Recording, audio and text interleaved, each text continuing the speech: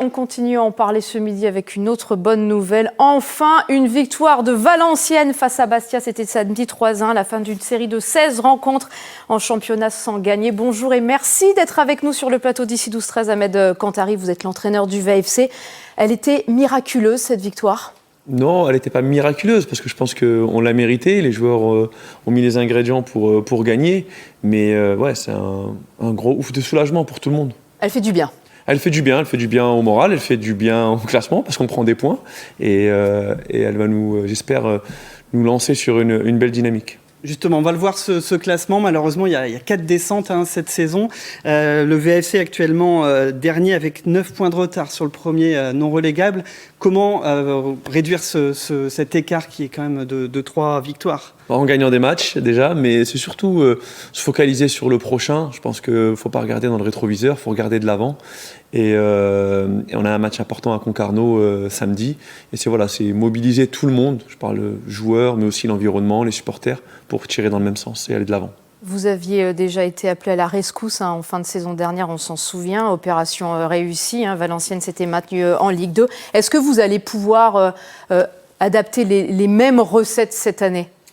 Non, parce que c'est 2 contextes différents. Je pense qu'il n'y a pas de potion magique. Je pense que c'est surtout beaucoup de travail.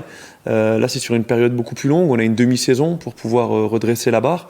Et c'est faire les choses pas à pas pour pouvoir espérer et être dans la bagarre jusqu'au 18 mai. Il y a quand même une méthode, Kantari. Quand on a réussi une fois, on a des petits ingrédients.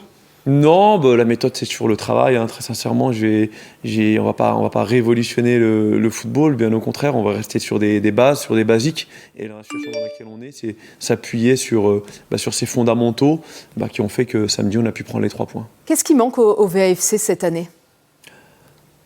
Si on en est là, c'est que forcément il a manqué beaucoup de choses sur cette première partie de saison. Après, entre une bonne saison et une mauvaise saison, des fois ça se joue sur des détails. Donc forcément qu'on a raté quelques détails sur cette première partie. Et il va falloir être très attentif parce qu'aujourd'hui on n'a plus de marge. Et justement, les détails vont être primordiaux sur les matchs et les semaines à venir. On sait que c'est un club de passionnés, le VFC. Il y a toujours ces supporters qui sont là. On va voir des images quand ils vous ont escorté il y a quelques jours. Ils ont cru à un nouvel espoir avec les nouveaux repreneurs. Qu'est-ce que vous avez à leur dire? Comment vous vivez cette pression populaire? Qui continuent d'y croire parce qu'aujourd'hui, il y a encore beaucoup de matchs, beaucoup de points à prendre. Et puis surtout qu'ils continuent à être ce qu'ils sont. Mais c'est dur pour eux quand même, les années s'enchaînent. C'est dur, mais j'ai envie de dire qu'ils n'ont pas le droit de lâcher, comme nous on n'a pas le droit de lâcher. Je pense qu'ils ont Valenciennes dans le sang, ils ont Valenciennes dans le cœur. Et que c'est dans la difficulté aussi que les choses se construisent.